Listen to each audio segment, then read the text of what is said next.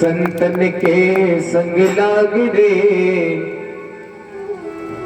तेरी अच्छी बनेगी। संतन के संग लाग रे, तेरी अच्छी बनेगी। संतन के संग लाग रे, तेरी अच्छी बनेगी। ताली बजा के। अच्छी बनेगी तेरी बिगड़ी बनेगी, अच्छी बनेगी तेरी किस्मत बनेगी। ओए मेरो बड़ो भाग रे, तेरी अच्छी बनेगी। संतन के संग लाग रे, तेरी अच्छी बनेगी। बोलो बाके बिहारी लाल की जय हो।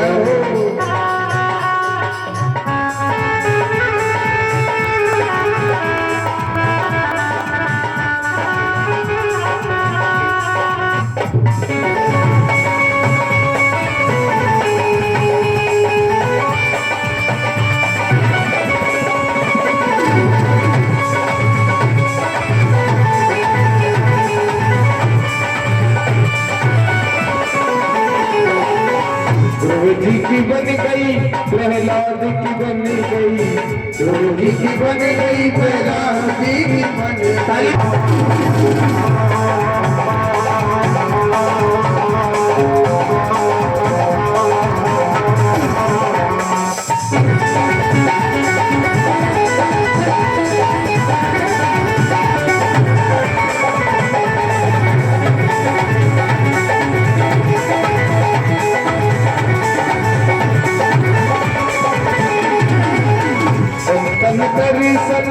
पुण्य कमाई।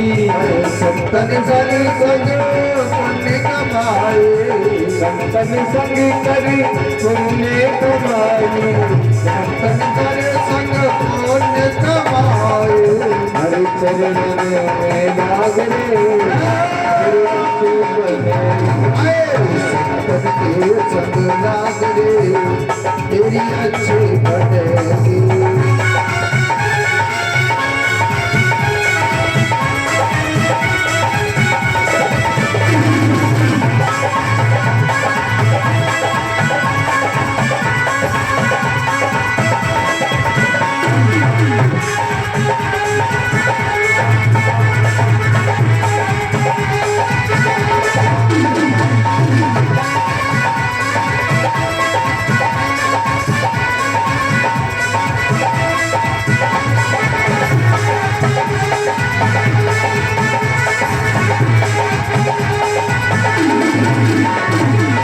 सागर से कोई हंस बनावे, सागर से कोई हंस बनावे। और सके अरे तुम करो फिर लागे, मेरी अच्छी बनेगी। कोई करो बनो भागे, तेरी अच्छी बनेगी। संतन के संग लाग रे, तेरी अच्छी बनेगी।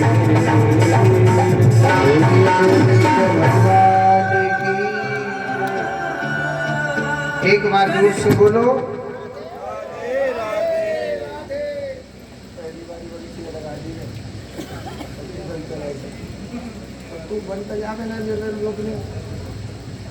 तो आज देखो श्री नारद जी कहते हैं, वही जो आत्मदेव ब्राह्मण है संतों के आगे रोने लग गया और कहने लगा, महाराज आप तो मेरे सब दुखों को जानते हो।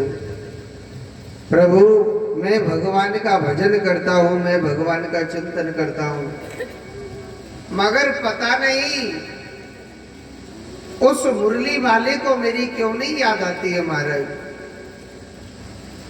महाराज पता नहीं उस भगवान को मेरी क्यों नहीं याद आती है। मैं भक्ति करता हूं, मैं भगवान का चिंतन करता हूं। महाराज मैं ब्राह्मण घर में तुलसी का वृक्ष लगाता हूं। कहते हैं हमारे हर हिंदू धर्म में हर घर में तुलसी का वृक्ष होना जरूरी है। जिसके घर में तुलसी का वृक्ष नहीं है वह घर एक शमशान घाट के समान समझ लेना। और जिस घर में तुलसी का वृक्ष होता है समझ लेना उसके घर पर नारायण भगवान नित्य प्रतिदिन रास रचाने के लिए आते हैं। महाराज मैं अपने घर में तुलसी का वृक्ष लगाता हूँ वो भी सूख जाता है, खत्म हो जाता है। महाराज मेरे घर में गौ माता भी है वो भी बांझ हो गई। महाराज आप कोई ऐसी कृपा करो ना, मेरे घर में संतान होनी चाहिए। महाराज मेरा कोई भी मुख देखना भी पसंद तक नहीं करता है। प्रभु आप ऐसी कोई कृपा करो ना। संत कहने लगे हे ब्राह्मण हम आपके दुख को जानते हैं, ऐसी बात नहीं है नहीं जानते, जानते हैं हम। हे ब्राह्मण आप चिंता न करें। भगवान ने उसकी मस्तक रेखा को देखा था और कहने लगे हे ब्राह्मण एक जन्म की तो क्या चले, आपके तो 7 जन्मों तक कोई संतान योग नहीं। पंडित जी तो टेंशन में हो गए। पंडित जी टेंशन में हो गए थे, सोचने लगे हे भगवान इस जन्म में मैं इतना दुख भोगने लग रहा हूं, अभी मुझे 6 जन्म दुख भोगना है। पंडित जी तो वहीं चरणों में गिर गए। महाराज संत कैसे कहते हैं, साधु का अर्थ क्या है? महाराज साधु कहते हैं जो बिगड़े हुए मानव को, बिगड़े हुए इंसान को जो साध देता है ना वही साधु का धर्म होता। महाराज कैसे भी कृपा करो मेरे घर में महाराज बेटा होना चाहिए। और सुनो भगवान को धमकी दे दे, कहा अगर मेरे घर में महाराज बेटा ना भयो ना मैं अपना सर पटक पटक के आपके चरणों में अपने प्राणों को त्याग दूंगा। भगवान सोचने लगे लाला जी चौकी गिरे लगी हमारे पीछे, कह तो बेटा दे दो और नहीं तो मरूंगा मैं नहीं। पंडित जी ने तो सोच लिया मैं तो मरने के लिए आया हूं, अरे कुआं में गिर के नहीं मरे तो टांटे फोड़ के मर जा, मरना तो है, मरना तो है ही। भगवान कहने लगे लाला हमारे पास मरे तो हाथ मत, तो ऐसा कर एक फल दिया और कहा इस फल को ना आप अपनी पत्नी को खिला देना। अब देखो कान्हा की कृपा से जरूर आपके घर में खुशी आएगी। वह ब्राह्मण संतों पर बड़ा विश्वास करता था और कहते हैं विश्वासकम फलदायक, विश्वास से ही भक्ति प्राप्त होती है। और जो मनुष्य मेरे प्रभु पर अटूट विश्वास करता है वह कभी निराश नहीं होता है। वह जीव वह प्राणी कभी निराश नहीं होगा। पंडित जी ने कहा करो, उस फल को लेकर के पहुंच गई। पत्नी देवी से कहने लगे अरे ओ भगवान सुनती हो क्या? एक बात बोलूं, पंडित जी की घरवाली का नाम पता है क्या था? धुंधली। जैसो नाम वैसे गुण थे उसके अंदर। पति घर आ जाते तो ऐसे समझ लो पूजा की थाली को लेके दरवाजे पर खड़ी रहती थी और पति घर से बाहर निकले, जा पड़ोसन से लड़ना, या पड़ोसन से झगड़ना, इस पड़ोसन से लड़ना, 24 घंटे लड़ती झगड़ती रहती थी। उषा मैया तुमको मत देख, हाँ 24 घंटे लड़ती झगड़ती रहती थी। और सुनो, पंडित जी फल लेकर के आए तो वह नहीं चाहती थी कि मुझ पर बेटा हो जाए, उल्टी सीधी बातें सोचने लग गई। अरे मेरे पति फल लेकर के आए, इस फल को खा लूंगी तो मेरा पेट मोटा हो जाएगा, और घर में भगवान न करे चोर चोरी करने आ गई तो मुझ में भागा भी नहीं जाएगा। जो नाना प्रकार के दुख होंगे, जो नाना प्रकार के कष्ट होंगे, उनको कौन सहेगा। उल्टी सीधी बातें सोचने लग गई। कहने लगी ऐसा करो, इस फल को दो और मैं अपने आप खा लूंगी। योग संयोग ऐसा बैठा कि उसकी बहन और आ गई थी घर में, और उसकी बहन चाहती थी कि इस पे कोई संतान होवे भी नहीं, इसकी दौलत का मालिक बने तो मेरा ही बेटा बनना चाहिए। उसने और भड़का दिया, अरे बहन बाबा जी के फल खाए थे बेटा हो, कछु ना हो, सब दुनिया ऐसी पागल बनावे। हाँ, कछु ना हो, सब दुनिया ऐसी पागल बनावे, साधु के हाथ के फले खाए थे बेटा आ जाए, सब पागल बनावे। अरे संत के खाने से अगर बेटा हो जाते हैं तो तेरे घर में गैया है ना, गाय है, ये इसको खिला के देख ले। तेरे घर में गाय भी तो बांझ खड़ी है ना, या खिला के देख ले। और तू चिंता क्यों कर रही है? अरे तुझे बच्चा ही तो चाहिए। मेरे गर्भ में बच्चा है, मेरे गर्भ में बच्चा है, या बच्चा है तू ले लीजो। अब देख, तू तो है धनवान और मैं हूं गरीब, ऐसा कर लेना, मेरे लिए थोड़ा सा धन दे देना, मेरे पति का ऑटोमेटिक बंद हो जाएगा। तू चिंता मत कर, इस फल को गाय को खिला दे।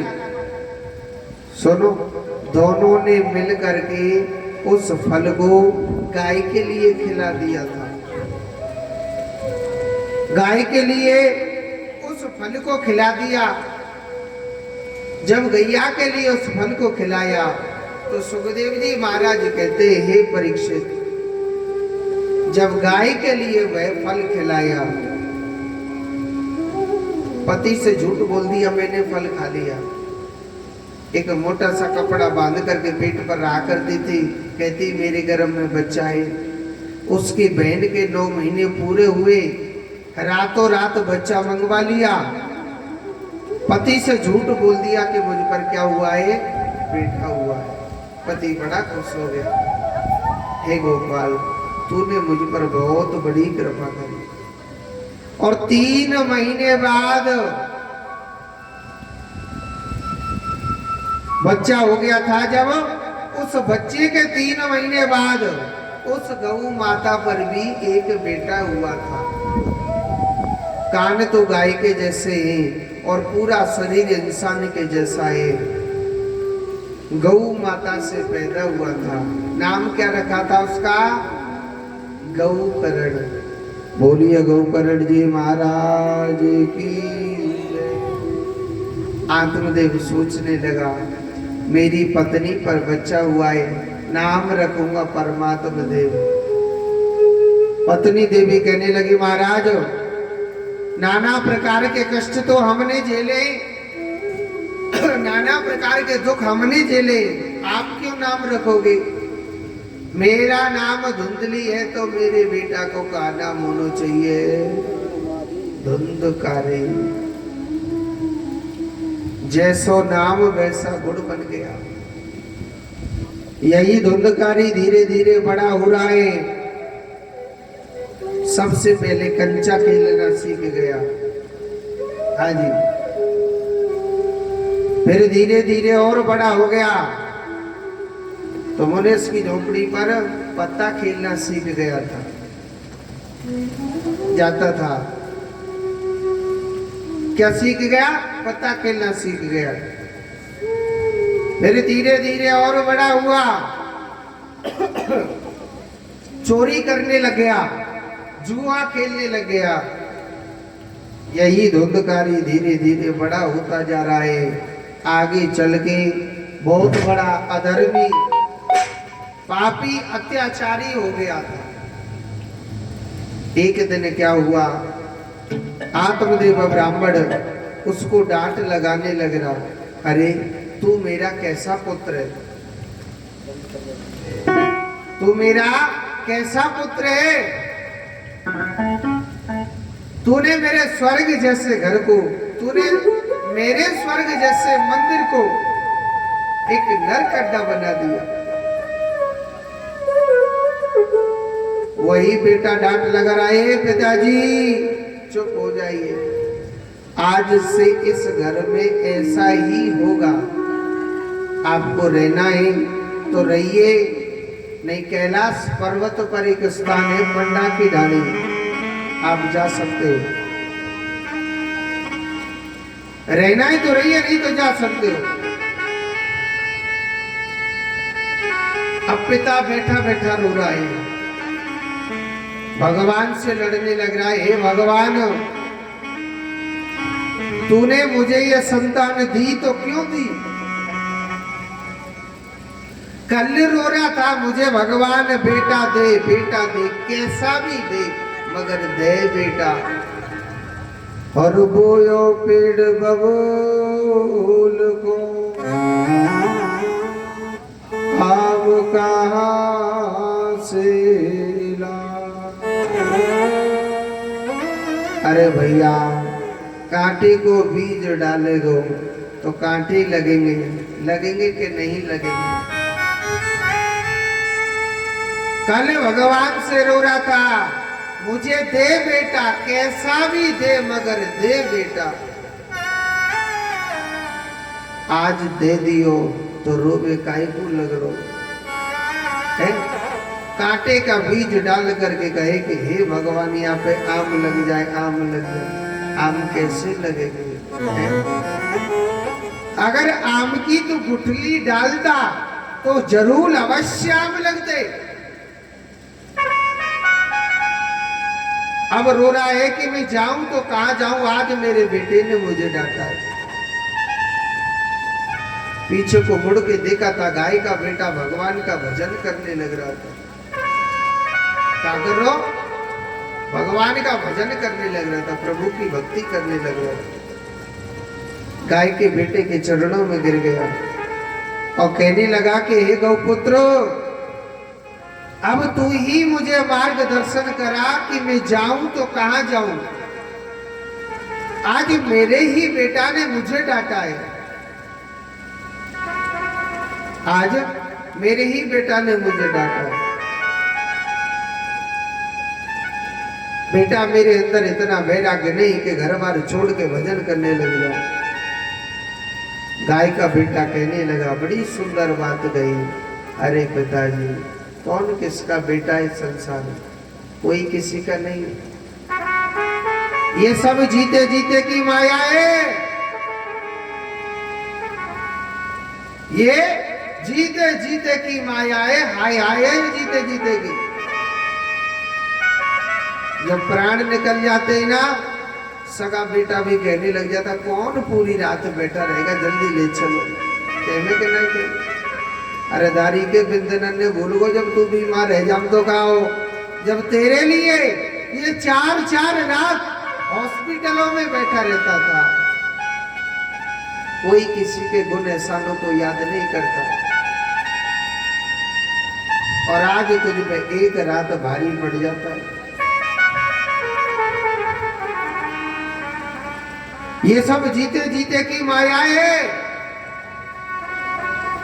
कहते ना, मैंने अभी थोड़ी देर पहले बताया महाराज, बेटा हो जाए तो भजन करेंगे, या बेटे की शादी हो जाए, ये सब आए बेटा भी हो जाएगा, राम के नाम के लिए तेरे पास टाइम फिर भी नहीं मिलेगा, राम के नाम के लिए तेरे पास टाइम फिर भी नहीं निकलेगा, और तेरे छोरा को ब्याह जाओ तो तेरे पास टाइम नहीं मिलेगा।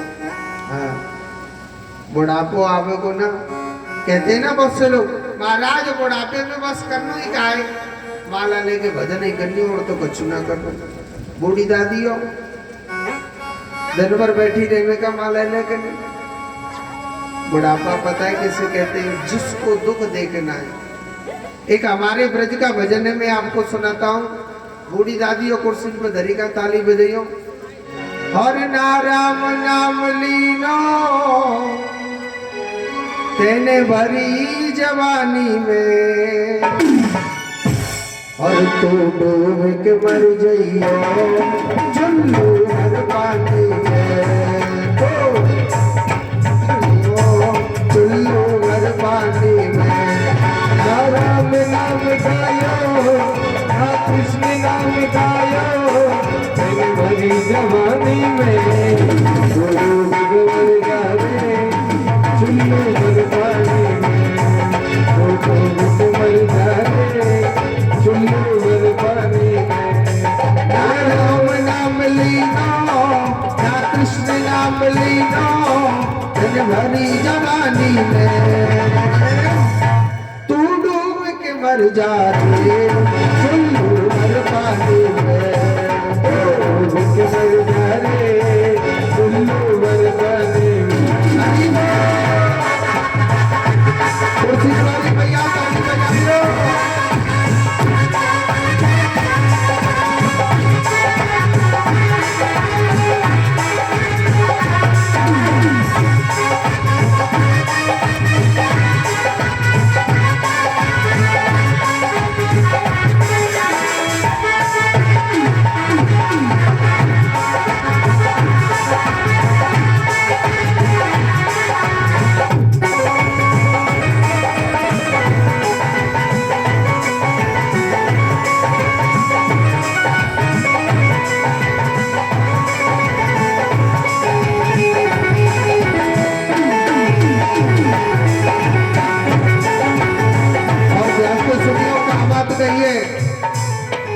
कहलायो माटी में मिल जाएगो माटी में, कहलायो माटी में मिल जाएगो माटी में। दादी आटी पतो का इतने के में अंटी जा में रुपया धरे का है। कहलायो माटी में मिल जाएगो माटी में, कहलायो माटी में मिल जाएगो माटी में। एक खुद तेरी काया फंस जाएगी कांटे में, एक तेरी काया फंस जाएगी कांटे में। पानी को बबूला है, पानी को बबूला है मिल जाएगा पानी में, तू डूब के मर जइयो चुल्लू हर पानी में, तू डूब के मर जइयो चुल्लू हर पानी में। हरि बोल।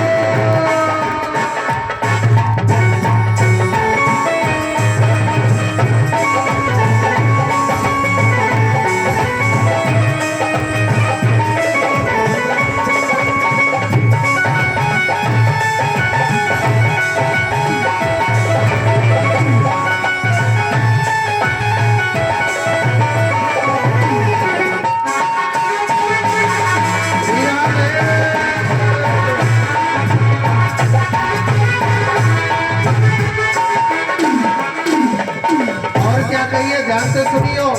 क्यों करता मेरा मेरा या कुछ भी नहीं है तेरा, क्यों करता मेरा मेरा या कुछ भी नहीं है तेरा, क्यों करता मेरा मेरा या कुछ भी नहीं है तेरा, क्यों करता मेरा मेरा या कुछ भी नहीं है तेरा। एक दिन होगा भैया हर घट में तेरा डेरा, एक दिन होगा भैया हर घट में तेरा डेरा। कुछ कमा के ले जा रे, कमा के ले जा रे, कुछ कमा नहीं पायो, कमा नहीं पायो या आना कानी में, तू डूब के मर जइयो चुल्लू हर पानी में, तू डूब के मर जइयो चुल्लू हर पानी में। हरि बोल। अरे बूढ़ी भैया ताली बजा ले।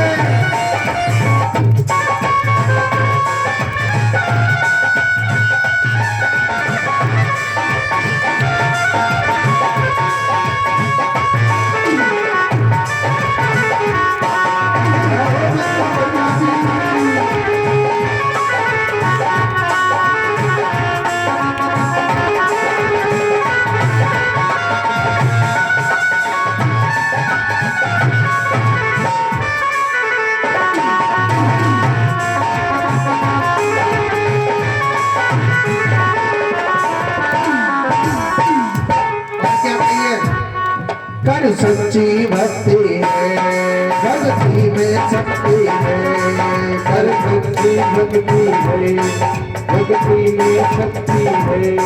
कर सच्ची भक्ति है, भक्ति में शक्ति है। भक्ति है, भक्ति में शक्ति है। या भक्ति से भैया मिल जाएगी मुक्ति है, या भक्ति से भैया मिल जाएगी मुक्ति है। वो धन बालापन खोयो, धन बालापन खोयो, धन सारो जीवन खोयो, धन सारो जीवन खोयो। ऐसी जिंदगानी तू डूबी मरना है, उल्लू मर पाती है, वो डूबी मर जाए, उल्लू मर पाती है। या राम नाम लीलो, या कृष्ण नाम लीलो, तुझ भरी जवानी है, तू डूबी मर जाए, उल्लू मर पाती है, तू डूबी मर जाए, उल्लू मर पाती है, तू डूबी मर जाए, चलो घर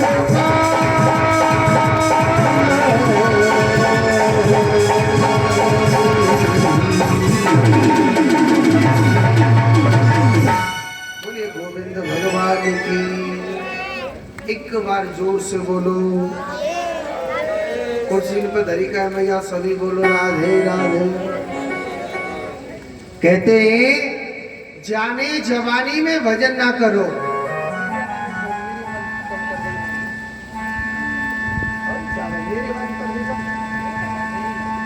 जिसने जवानी में भजन नहीं किया वो बुढ़ापे में बिल्कुल नहीं कर सके। हाँ जी, कहिए ना बुढ़ापे में हरि नाम रटे जा, ये दुख की दवा है पिए जा।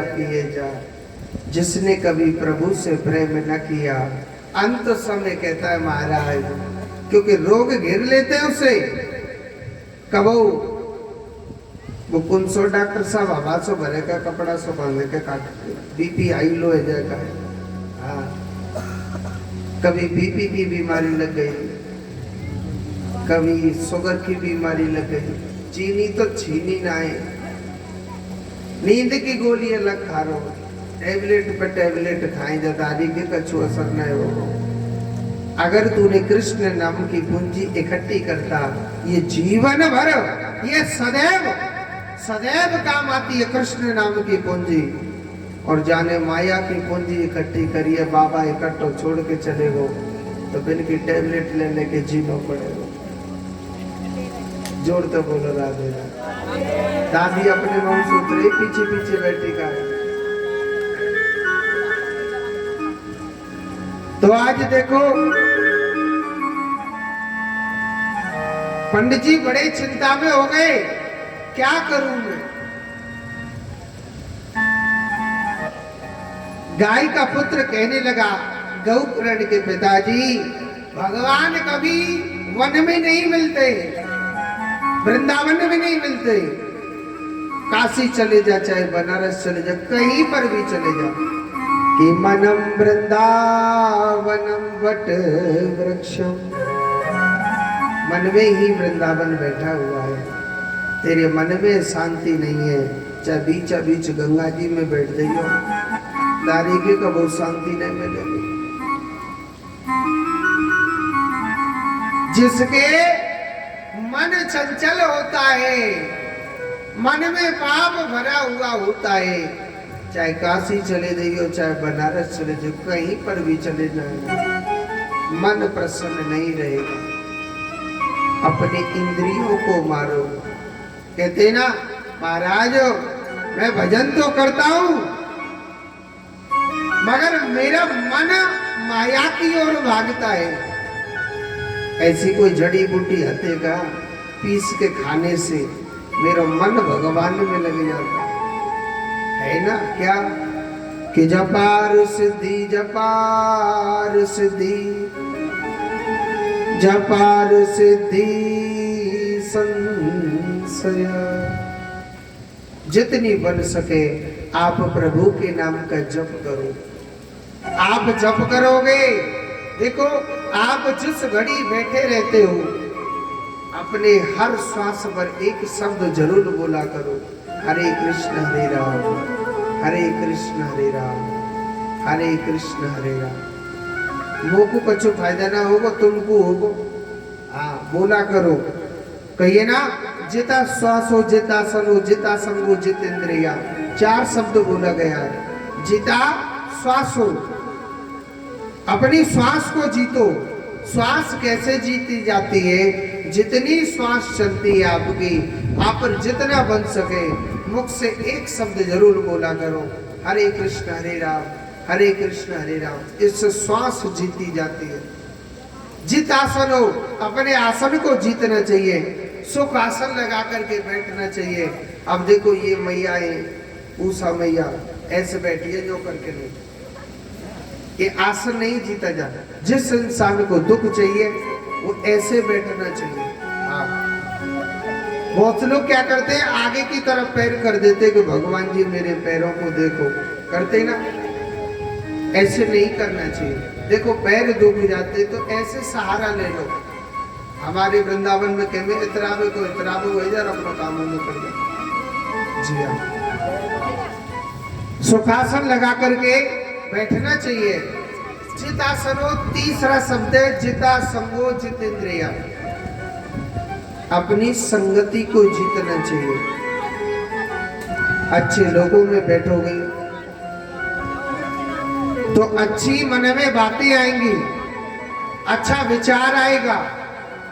इंद्रिय माने जब भगवान की कथा सुने या ज्ञान लेने, इधर उधर की तरफ ध्यान नहीं देना चाहिए।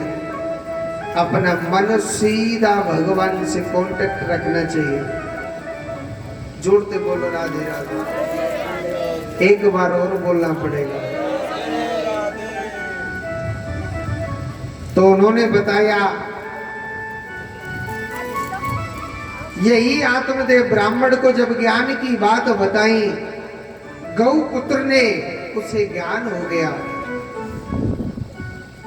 उन्होंने कहा मन भगवान में लग गया, हृदय के पट खुल जाते हैं ज्ञान के। और जब ज्ञान के, ये भी देखो कृपा है भगवान की, ब्रज न जोड़ने लग रही है वृंदावन की धूल। हाँ, कृपा है कि नहीं ठाकुर जी की? सुखदेव जी, सनत कुमार जी कहते हैं, हे नारद जी, जब यही इसके हृदय के ज्ञान के पट खुल गए, इसने घर को छोड़ दिया और भगवान की शरण ले ली। अब तो धुंधकारी अपनी माँ के साथ रहने लग गया। एक दिन माँ से कहने लगा, माँ मेरे लिए धन दो, और अगर आपने मेरे लिए धन नहीं दिया तो मैं इस जलती हुई लकड़ी से आपको मैं मारूंगा, या तो मेरे लिए धन दो। माँ ने झूठ का सहारा लिया। बेटा मैं ना आज तो धन नहीं दूंगी तेरे लिए, ना कल धन जरूर दूंगी, आज धन नहीं दे सकती। उन्होंने कहा ठीक है माँ। माँ ने कहा करो, रात्रि के समय अपने प्राण कुएं में त्याग दिए। अकेला धुंधकारी रहने लग गया। गाय के पुत्र ने बहुत समझाया, भैया आप क्यों पाप करते हो, आप भजन किया करो ना। पापी को कहा भजन सूझे।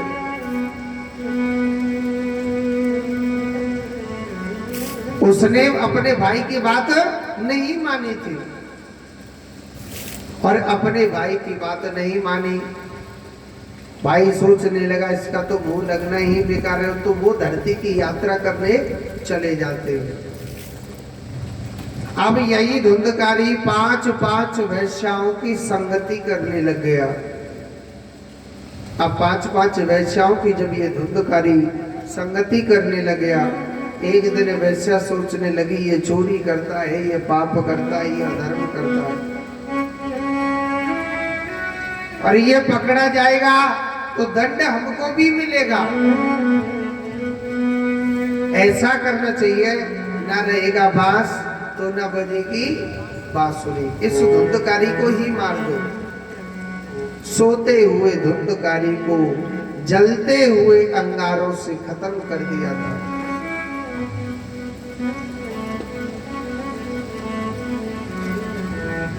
इसी धुंधकारी को प्रेत योनि मिली।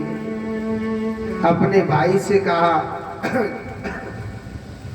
जब धरती की यात्रा करके गौकर्ण घर आया तो यही धुंधकारी प्रेत बन के घूमने लग रहा था। इसके उद्धार के लिए, इसके मोक्ष के लिए इन्होंने भागवत कथा सुनाई थी। और सुनो, भागवत कथा में गई है कि भागवत कथा की जितनी दूर दूर तक आवाज जाती है ना, उतनी उतनी जगह पवित्र हो जाती है। भूत प्रेत तो कभी नहीं आ सकता है। ये धुंधकारी कैसे आया? एक 7 गांठ का बांस मंगवाया, उसके नाम का संकल्प किया, इस धुंधकारी को उसमें प्रवेश कराया। पहले दिन की कथा हुई, पहली गांठ फट जाती है ऑटोमेटिक। 7 दिन की कथा हुई, 7 ग्रंथियां फट गई, धुंधकारी का उद्धार हो गया। सब लोग खुशी मनाने लग रहे। भगवान का विमान आया, जैसे ही ले चलने लगा, सब लोग कहने लगे, महाराज 1 मिनट रोको विमान को। क्यों? महाराज कहते ही कि भागवत कथा जो श्रवण करता है उसका उद्धार हो जाता है। बन की जी हाँ, तो कथा तो सब लोगों ने सुनी महाराज, अकेले धुंधकारी का क्यों उद्धार हो रहा है? अकेले धुंधकारी का क्यों उद्धार हो रहा है? तो भगवान के दूत ने बड़ी सुंदर बात कही, महाराज कथा सुनने वाले ना 3 प्रकार के होते हैं।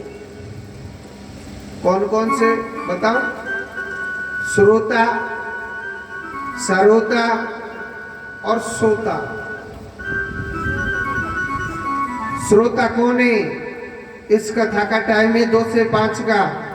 जो सच्चा कथा सुनने वाला होगा वो 1:45 बजे आके बैठ जाएगा और 5 बजे तक भगवान की कथा को सुनेगा। और जो कथा को सुन करके मनन करता है उसे क्या कहते हैं? श्रोता। और दूसरा कौन है? सरोता। कथा सुनने के लिए तो आ जाएगा वो, मगर यहाँ ये देखेगा कि यहाँ कमी क्या है। कथा तो चौकी चाल रही है, मगर यहाँ ना व्यवस्था नहीं है ज्यादा अच्छी।